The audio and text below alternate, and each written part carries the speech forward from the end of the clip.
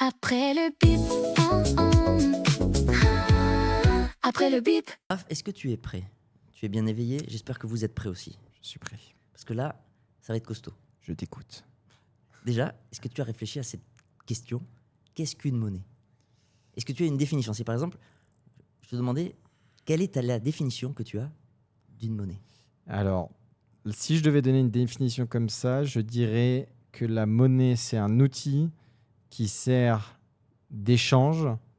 Je dirais même qui remplace le troc, on va dire, mais qui sert d'échange pour acheter un bien et un service, pour transférer des biens et des services. Pas mal.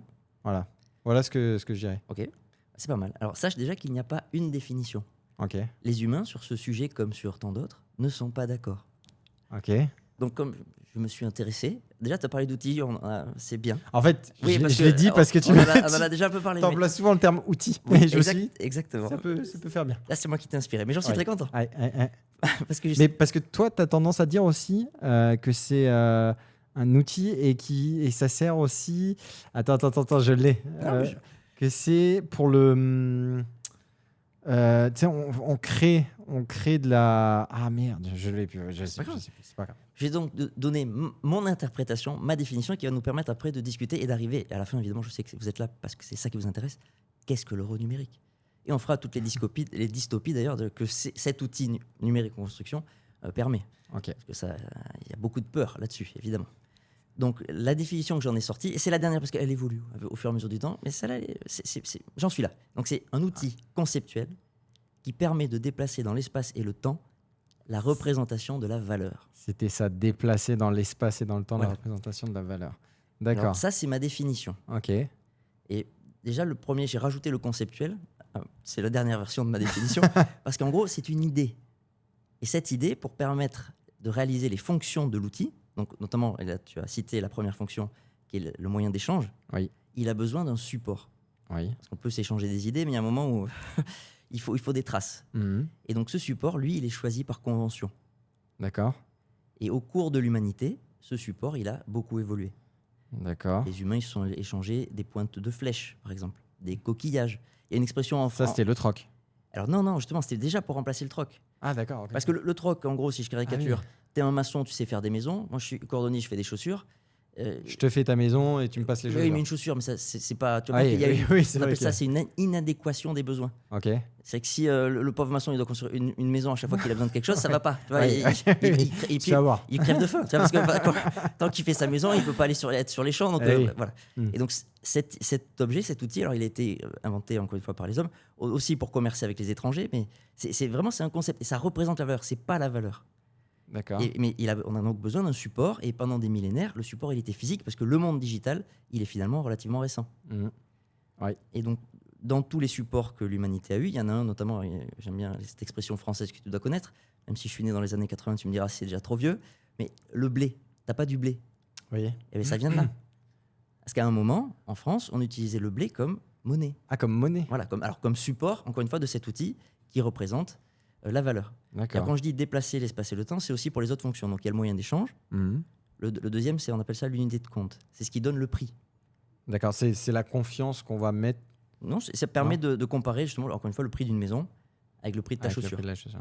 Ok. Parce que tu vas pas donner une même quantité de cet outil en fonction du bien. Et donc ça permet de faire le prix. D'accord. Et la troisième fonction, c'est la fameuse réserve de valeur. Et j'en viens à déplacer dans l'espace et le temps. C'est-à-dire que si tu travailles la semaine et que tu accumules cet outil, tu n'es pas obligé de le dépenser. Oui. Et donc tu as cette réserve de valeur que tu pourras dépenser ailleurs. D'accord. Par exemple, si tu travailles à Paris, pour ceux qui nous écoutent en France, et qu'ils ont envie de faire la fête à Nice, eh bien, ils peuvent prendre l'argent de Paris pour la dépenser. Et le dépenser le week-end alors qu'ils l'ont gagné la semaine. Ils déplacent dans l'espace et dans le temps cet outil qui représente la valeur. D'accord. Et donc là, après, ça nous amène à qu'est-ce que la valeur? Ah ouais. Je t'avais dit que on allait partir très loin. Là, ça part loin. Donc avant, c'était qu'est-ce que la monnaie, maintenant, qu'est-ce que la valeur? Pour moi, la valeur, c'est... Ah, tu me Non, vas-y, bien sûr, je t'écoute. Pour moi, la valeur... je précise, là aussi, les humains ne sont pas d'accord du tout. Oui, ok. Donc en gros, j'ai essayé de faire une définition généraliste pour comprendre l'outil, qui est complexe. Mais à la fin, qui représente la valeur, parce que la valeur, les gens ne sont pas d'accord non plus. Et pour moi, la valeur, ça va être, du coup, la confiance que que l'ensemble de la population va avoir sur la monnaie. Oui, mais alors là, tu expliques pourquoi l'outil est utilisé et pourquoi. C'est vrai. Et parce qu'il représente la valeur. Mais La ça explique valeur. pas qu'est-ce que la valeur. Comment tu crées de la valeur? C'est quoi créer de la valeur? Du coup, c'est le temps. C'est le temps que tu vas utiliser et c'est l'énergie que tu vas mettre. C'est comme ça que tu crées de la valeur. Ok. Du coup, c'est ton temps, ton énergie. C'est pas mal. Voilà. Est-ce que c'est suffisant? Non, je pense qu'il en manque un petit dernier. Mais en fait, moi, tout de suite, quand tu me dis la valeur, en fait, je sais pas pourquoi, je pense à l'or. Tu sais, quand tu bacs les billets sur l'or. Ouais. Alors, là, c'est un collatéral, mais l'or, par exemple, est le support physique de référence avec une convention mondiale. Ok. C'est-à-dire que, alors j'aime bien dire que c'est un caillou jaune inoxydable. Alors, c'est pas un caillou, c'est un métal, on est d'accord. Mais ça reste du métal. Enfin, c'est inerte. Ouais. D'accord, ça s'oxyde pas, c'est joli, mais ça sert à rien. Oui, c'est vrai. Alors, on le met un peu dans les puces et ça fait des beaux bijoux. Ouais. Mais 90%, c'est justement pour préserver cette valeur, cette confiance. Voilà. Et la convention, mais l'outil monétaire, 90% de la masse monétaire de l'or, de l'or que l'on a entre nos mains dans l'humanité, elle est faite pour l'utilisation monétaire. Okay. D'accord, et les 10%, c'est bijoux et un peu d'informatique. Okay. Mais encore une fois, ça représente rien, c'est inerte. Ouais. Ça représente la valeur, mais c'est pas la valeur. L'or n'est pas la valeur. C'est vrai. Par contre, comme la convention, elle est acceptée depuis longtemps et par toute l'humanité, tu es assez confiant sur le fait que quand tu as tes pièces ou tes lingots, tu peux voyager dans n'importe quel pays, tu arriveras à te payer à manger, alors si tu as plein de lingots, tu pourras échanger ça contre des biens et des services. Ouais. Parce qu'à l'arrivée, pour l'instant, lorsqu'on parle de création de valeur, les humains, ils créent des services ou des biens. Ok, ouais. Et je te rejoins sur le côté du temps et de l'énergie, c'est-à-dire que nous transformons notre énergie et nous utilisons notre temps pour faire ces biens et ces services. Mm-hmm. Sauf que ce que je rajouterais sur ce que tu as dit pour la création de valeur, c'est qu'il y a le côté utile. C'est-à-dire qu'on peut transformer notre énergie et utiliser notre temps à faire n'importe quoi. Oui, c'est vrai. Et on adorerait être payé pour ces moments-là. Pour être à la plage et puis nager dans la mer ou ce genre de choses. Voilà. Alors. Ouais. Et pourtant, j'utilise mon temps et mon énergie. Voilà. Oui, c'est vrai. Il n'y a pas d'équivalent monétaire. Parce que qui c'est qui décide que l'utilisation de ton temps et ton énergie est utile? C'est l'acheteur. Et donc, c'est une dépense de temps et d'énergie utile. Mais l'utilité, c'est pas toi qui la décide. Alors, dans les systèmes totalitaires un peu gauchistes, c'est l'État qui va décider que c'est utile. Et qui va te dire, voilà. Oui, mais non, alors que là, c'est l'acheteur et le vendeur, c'est l'offre et la demande. Voilà. Et dans un monde idéal où l'acheteur est libre, il n'est pas contraint ni par l'État ni par quelconque autorité, s'il juge que ça lui est utile, il va lui attribuer la valeur. Et après, donc, c'est le rencontre de l'offre et la demande qui fixera le prix en utilisant un outil. Mais ta maison, aujourd'hui, si tu avais une maison en Europe, en France, elle serait cotée en euros. Oui. Mais tu pourrais en parler en or. Tu vois, l'unité de compte, on utilise l'unité de compte en euros, mais c'est qu'un support. Tu pourrais très bien l'estimer en or ou l'estimer en bitcoin. Voilà ce que j'allais dire, ou même en bitcoin ou autre. Ouais. Et donc, justement, on va continuer. Oui, très bien. Donc là, on a fait l'argent, la valeur. Ouais. Alors, l'outil monétaire. Déjà, on a défini l'outil, la monnaie. Oui. On a défini à peu près, mais encore une fois, certains ne seront pas d'accord. Mais qu'est-ce que la valeur? Qu'est-ce que la valeur? Et ça reste relatif parce qu'avec celui qui juge que c'est utile. Oui. Et enfin, donc pour arriver à l'euro numérique, il y a les supports. C'est-à-dire que dans notre monde moderne, le support monétaire est devenu digital. C'est une simple écriture sur des ordinateurs. C'est sur la blockchain, non aussi Alors avant, par exemple, déjà nos euros, ils sont émis soit par la banque centrale, et c'est pour ça qu'on va venir à l'euro numérique, soit par les banques commerciales. Oui. Mais ces institutions, elles ont déjà digitalisé les euros. Oui, ok. On a tous des applications, nos comptes bancaires, mais c'est des lignes en fait, c'est des lignes de code. Et depuis, depuis 1971, le président Nixon, président des États-Unis, est sorti du standard or. Parce que jusqu'à cette époque... Oui, c'est ça, jusqu'à cette époque, pour un euro, enfin $1 devait valoir $1 d'or, c'est ça? Alors, ça devait être baqué. Avait une équivalence avec un poids d'or. Voilà, qui était à la banque ou à la réserve. Alors, à la réserve fédérale américaine. Voilà, c'est ça. Parce qu'à la sortie de la Seconde Guerre mondiale, déjà pendant la Seconde Guerre mondiale, il y a pas mal de pays qui ont confié leur réserve d'or aux États-Unis. D'ailleurs, la France l'avait fait, mais le général de Gaulle a récupéré nos réserves d'or. Et Sarkozy l'a revendu, je crois. Une petite partie. Une petite effectivement. Il en a revendu en 2011, je crois. Si tu regardes les charts, c'est un peu au plus bas. Oui, c'est ça. En fait, c'est juste par rapport à ça que je sais. Genre américain. Et donc oui, mais on a encore, je crois, de belles réserves. d'ailleurs, c'est Charles Gave qui raconte une anecdote. Alors lui, il n'y est pas rentré, mais il y a un de ses amis qui est rentré, a priori, voilà, et qui raconte à quel point c'est magique. Et je veux bien le croire, encore une fois, ce métal a un petit côté magique. Ouais. Et il est joli, c'est joli. Et donc, beau. Voir des lingots... Ça fait Picsou. Tu vois Picsou qui plonge dans l'or. Voilà. Mais à une échelle, en vrai, que j'aimerais bien vivre cette expérience, effectivement. D'ailleurs, si la Banque de France nous écoute... je crois qu'elle nous écoute. On est tout à fait d'accord pour venir faire un reportage. Voilà. Et on vous dira ce que c'est de la valeur, et ce que c'est l'argent. On discutera. On discutera de tout ça. Ok, donc alors... Donc l'or, parce que on en revient à la confiance et au fait que l'outil représente la valeur. L'humanité avait confiance, et donc quand tu crées, parce que la monnaie papier, tu peux la multiplier à l'infini. Oui, tu l'imprimes. Voilà. Alors ça coûte le prix du billet, mais qui évidemment le prix nominal, la valeur nominale, c'est ce qui est écrit sur le billet, vaut plus que le prix du papier. Alors que les pièces. Alors que une pièce d'or, tu peux pas la multiplier.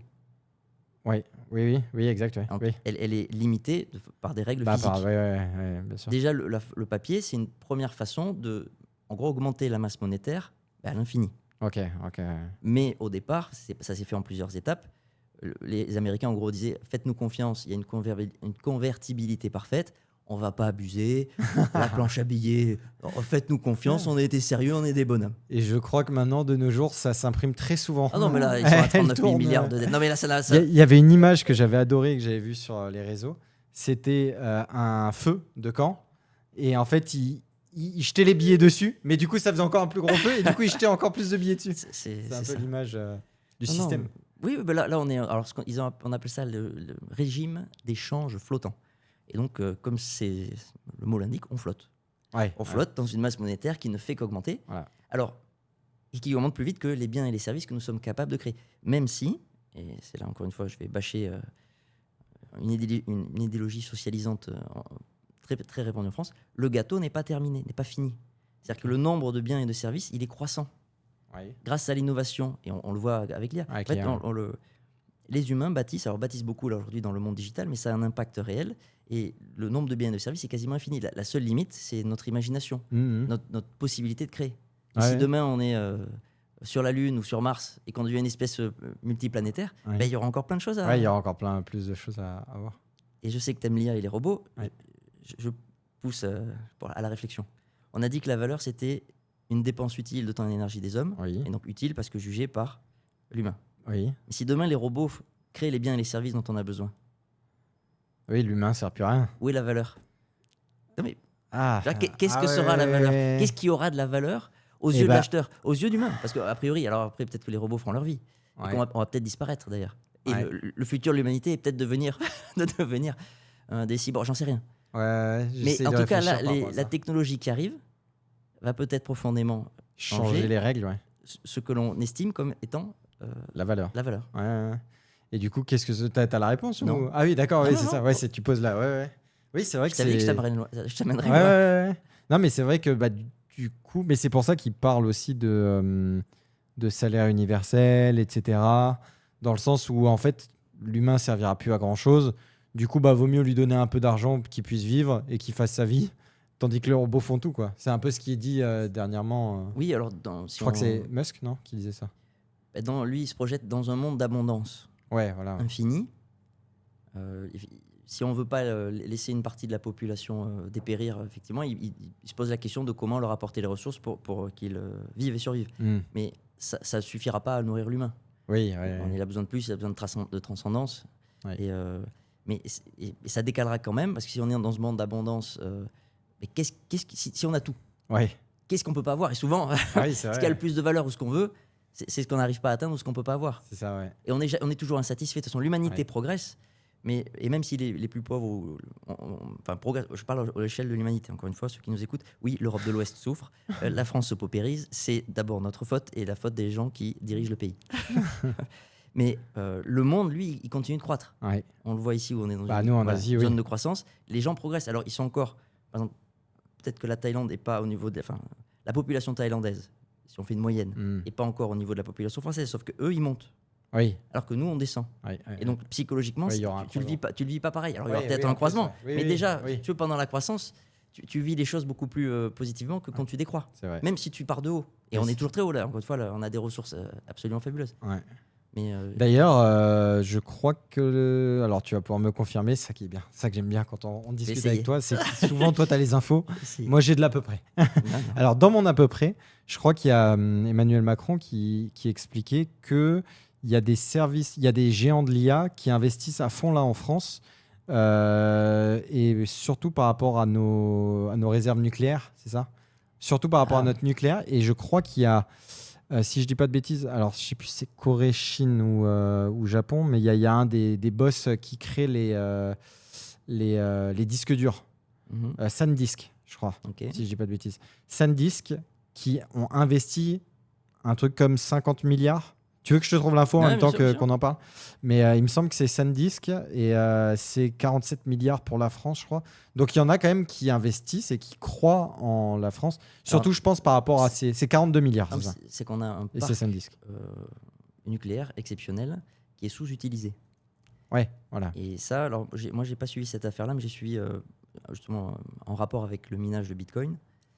Que l'on aurait dû et pu mettre en place en France dès 2017-2018. Sébastien Gouspillou avait échangé directement avec des responsables d'EDF, mais pour des raisons idéologiques, ça n'a pas été fait. Alors que la France pourrait miner du BTC depuis au moins 2017-2018. Oui, c'est vrai. Et surtout qu'aujourd'hui, donc c'est démontré que c'est un utilisateur de dernier recours qui est flexible et qui permet de stabiliser, j'en ai parlé la dernière fois, qui permet de stabiliser les réseaux, même modernes, des pays modernes.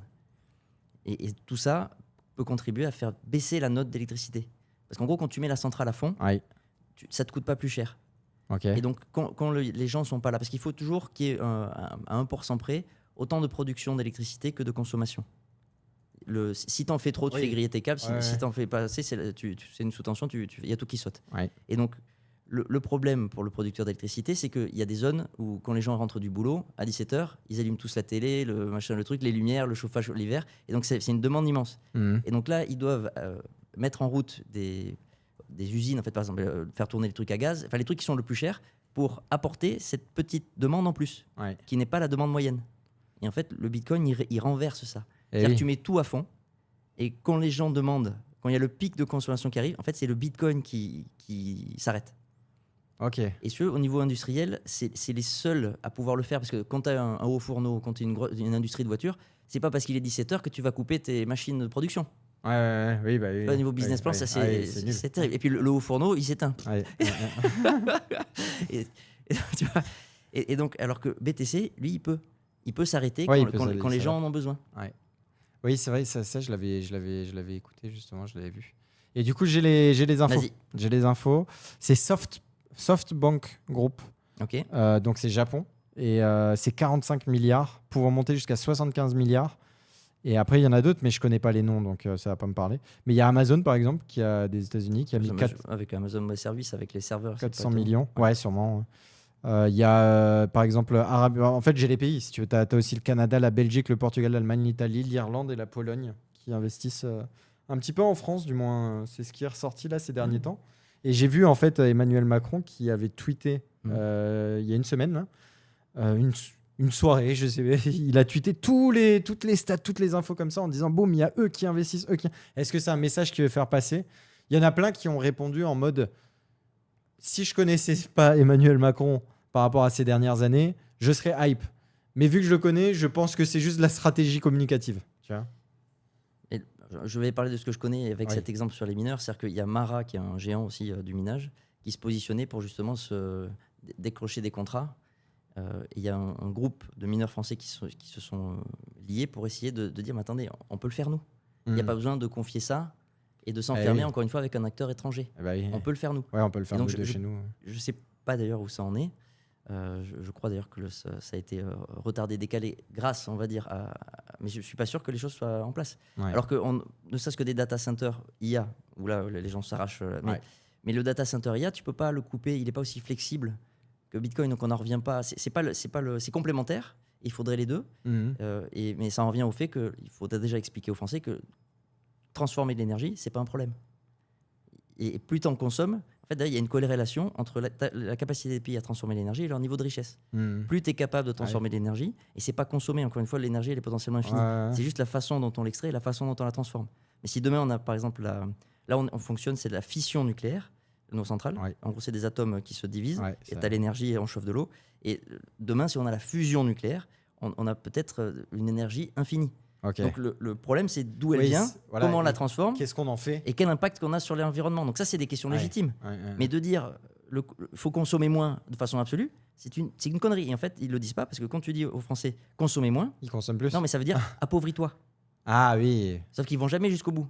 Mais si la France entière consomme et transforme moins d'énergie, la France entière sera plus pauvre. Ok. Et c'est mathématique. Tu as un oui. lien direct. Bah oui, j'ai l'exemple. Ouais, vas-y. Donc, non, juste la bonne question, c'est comment on peut transformer plus, et évidemment de la façon la plus propre. Ouais. Et aujourd'hui, en plus, les centrales nucléaires sont alors il y a les déchets nucléaires qui sont pas réglés, mais on pourrait faire des centrales secondaires pour réutiliser les déchets. Enfin, il y a des solutions qu'on a tuées en plus, pareil. Renseignez-vous, Astrid, Super Phoenix. Enfin, c'est des projets français qui ont été tués dans l'œuf, encore une fois, pour des histoires idéologiques. Et ce que je veux dire, c'est qu'on a un parc magnifique, un réseau magnifique, qui est sous-exploité, qui fait que ça contribue au fait que les Français paient l'électricité trop cher, alors qu'elles pourraient le payer moins cher. Et on est probablement capable de le faire. Alors, au moins, pas des acteurs forcément franco-français, mais au moins des acteurs européens. Si on en revient à l'IA, notre dada, aujourd'hui, le monde se divise en deux, Chine, États-Unis. Oui. Et on voit bien que cette guerre, c'est pas que psychologique, intellectuelle et j'ai oublié le mot, de la puissance intellectuelle, mais cognitive. Voilà, Cognitive. J'allais te le dire. Merci. Cognitive, Laurent, évidemment. Là, c'est des nouveaux outils qui décuplent la puissance cognitive. Et on est dans cette guerre-là. Et aujourd'hui, il n'y a aucun acteur sur le sol européen qui est capable de rivaliser. De rivaliser. Aucun. Ouais. Mais est-ce que ce sera possible dans les années à venir s'ils se bougent maintenant, par exemple, tu penses? Est-ce que là, on est à un moment donné où la Chine et les États-Unis sont tellement puissants que ça mettra trop de temps à les rattraper? Ou alors, on est capable de réagir et de... Alors, en l'état, avec la bureaucratie européenne qui n'a de cesse que de réglementer avant de faire quoi que ce soit, je crois pas du tout. Ouais, à cause des barrières. Ouais, c'est trop compliqué, trop dur, trop...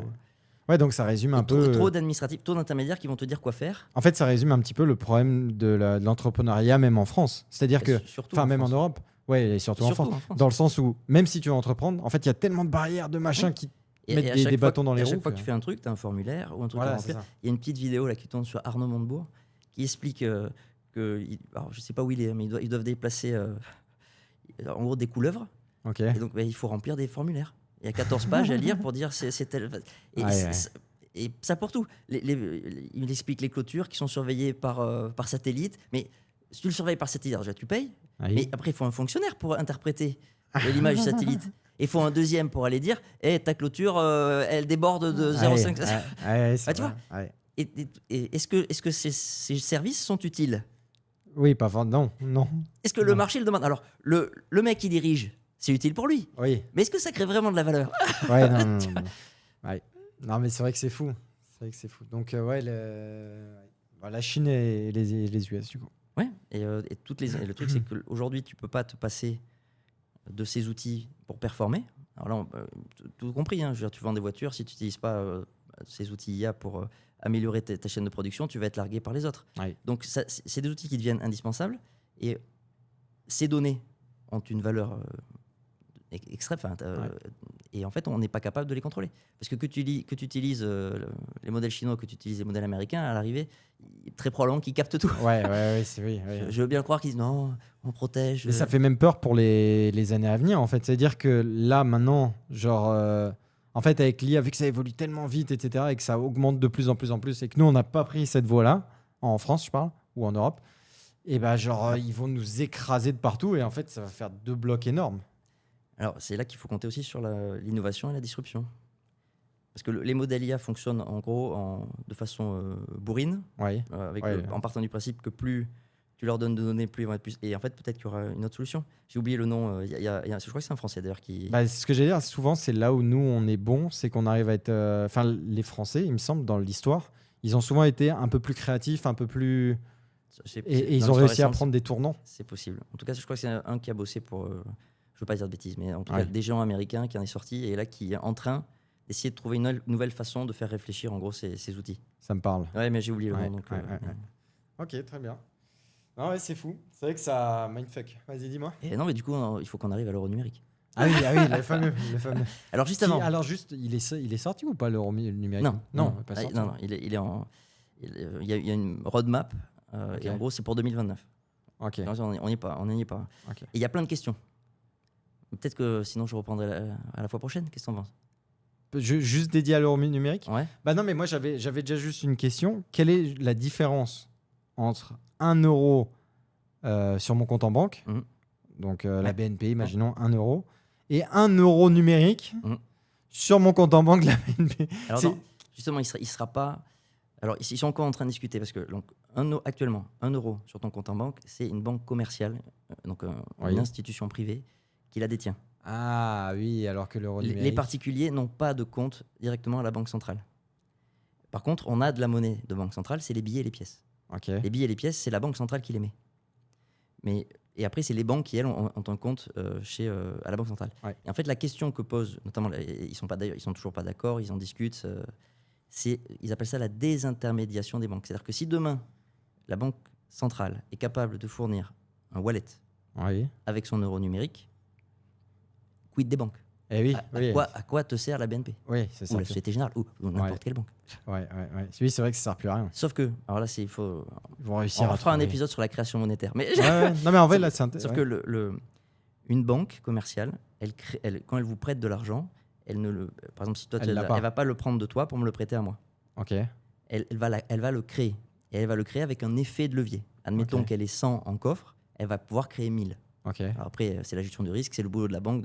Donc moi, je fais un prêt, je demande 100 000 euros. Par exemple. Mais la banque le fait apparaître. Pour le faire apparaître, demande à la B... Elle demande à personne, il faut juste qu'elle ait son ratio. C'est-à-dire qu'elle a un ratio, elle a tant d'actifs, elle a le droit de créer tant. D'accord. Et après, elle va gérer pour rester dans les standards. Et ils se surveillent tous entre eux. Ils vont en Suisse, ils discutent à Bâle, à la BRI, à la Banque des Banques. C'est beau. Hein. Ouais, c'est beau. C'est la belle vie. Pour dire, oh là les gars, vous avez un peu abusé. En 2008, les gars, c'est pas sérieux là. On a dépouillé. Et donc voilà, ils essaient de mettre des règles parce qu'évidemment, la tentation ultime, c'est d'en créer toujours plus. Oui, et c'est le même mécanisme que l'effet de levier. C'est-à-dire que tant que tu gagnes, l'effet de levier, c'est génial. Tu multiplies tes gains. Parce que le jour où le marché se retourne, ou pour eux, le jour où ils ont un problème, une panique bancaire, ils sautent. Parce que, encore une fois, dans les coffres, il y a toujours moins que ce qu'ils ont prêté. Ils ont trop créé. Après, c'est l'histoire d'équilibre. Voilà. Et donc, ils se mettent des ratios, mais ils créent cet argent. Et on en revenait sur la création. Voilà. Et donc, si tu prends ton argent et que tu le déplaces à la banque centrale, tu affaiblis le ratio de la banque. Parce que tu lui enlèves son socle. Tu lui enlèves une partie. Parce que, pareil, je vous le dis si vous ne le savez pas, l'argent qui est à la banque, ce n'est pas votre argent. Vous l'avez prêté à la banque. Légalement, hein, voilà. Et donc, si tu me prêtes de l'argent, on va signer un contrat, par exemple, je vais te verser 5% par an, et en fait, une fois que tu me l'as prêté, j'en fais ce que je veux. Si je veux le perdre, tu le perds. Je veux le perdre. Et c'est la même logique, c'est-à-dire que l'argent qui est sur votre compte courant, en fait, vous l'avez prêté à la banque, donc si elle le perd, mais en fait, vous êtes le créancier de la banque. Voilà. Et donc, c'est donc cette désintermédiation, et donc là, ils ne sont pas d'accord du tout. Et il y a un autre truc plus récent, je vais en terminer là. C'est les discussions actuelles. Il y a un vote qui va arriver le 26 juin 2026 sur. En fait, la discussion, c'est est-ce qu'on crée un euro numérique central, fait par les institutions, en gros fait par le secteur public, ou est-ce qu'on fait comme les Américains, on laisse le secteur privé créer en gros un stablecoin, créer un euro numérique, mais privé. Et juste, on régule et on laisse faire en gros les acteurs privés. Quand tu dis les Américains, c'est l'USDT. L'USDC surtout. Mais même l'USDT va venir, il doit être, je sais pas si donc là, ce serait de créer un USDE, imaginons. Mais par exemple, je crois que le plus gros stablecoin euro en cours, c'est Euros. En gros, c'est le stablecoin de Circle. C'est que l'USDC, ils ont fait un EUROC. Voilà, c'est ça. Et le stablecoin, donc la crypto-monnaie qui réplique le cours de l'euro au peg près utilisé dans la blockchain, le plus utilisé, c'est un acteur américain. Voilà. C'est donc même là, je crois qu'il y a 7 ou 800 millions de liquidités en euros qui naviguent dans les tuyaux crypto. Il y en a 140 ou 150 milliards en dollars. Ah ouais. Oh, c'est énorme. Là, je parle juste des stablecoins. Ça prouve la différence qu'il y a entre les US et l'Europe. Pour moi, l'écart, le grand écart qu'il y a. Ils ont 150 coups d'avance. Et à chaque fois, c'est ça. Dans ce domaine-là aussi, oui. Ouais, dans plein de domaines en soi. Ils laissent. Alors, c'est des risk takers, ils prennent beaucoup plus de risques. Et ils laissent, c'est dans leur philosophie aussi, de laisser en gros les acteurs privés faire leur expérience, se casser la gueule aussi. Donc il y a moins de filets. C'est il y a toujours un revers à chaque médaille. Il y a moins de filets. Aux États-Unis, si tu te plantes, tu te plantes. Oui, par contre. Ouais. Donc après, nous, le problème, c'est qu'on est dans l'excès inverse. On redistribue trop et on laisse pas les créateurs de richesse bosser. Et on fait confiance à personne et on te met encore une fois un fonctionnaire, ou un contrôleur partout, à tous les niveaux. Ouais. Donc, mais il y a un juste milieu, peut-être, à trouver. Oui, il y a un juste milieu à trouver. Non, intéressant, mais chaud à ce qu'on parle de l'euro numérique on fera ça la prochaine fois. Vraiment dédié que à ça. Parce qu'en vrai, c'est intéressant et je suis curieux de voir là où ça peut nous mener. Après, on est déjà allé loin. Hein.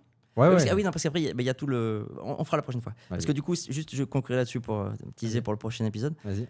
C'est que cette monnaie, alors même s'ils disent le contraire, sera potentiellement programmable. Oh là, putain, par contre, là, ça pose plein de questions. Mais comment ça Exactement. Tu répondras la semaine prochaine. Voilà. Ouais, c'est bien, c'est un beau teasing. Parce que là, j'ai envie de savoir comment ça programmable. Si on repart du départ, encore une fois, nos outils monétaires évoluent et les supports sont en train de devenir cryptographiques. BTC, d'ailleurs, on va discuter de BTC, qui est une évolution. Bref. Et on peut donner des conditions au support. Exemple, l'USDT, il est gelable. Tu sais que si jamais l'entreprise Tether qui crée ce jeton, dans les lignes de code, elle peut décider de geler les transferts si elle estime que cet utilisateur est frauduleux. Mais tout est programmable. Encore une fois, l'imagination est la limite. Du coup, tu peux vraiment créer ton euro numérique en mettant plein de conditions. Alors, évidemment, ils disent qu'ils le feront jamais. Mais c'est pour ça on se garde ça pour la prochaine fois. Intéressant. Écoute, très bon sujet et hâte de la semaine prochaine pour en discuter. Ça marche. On passe au double expresso. C'est parti. Magnifique. Allez, let's go.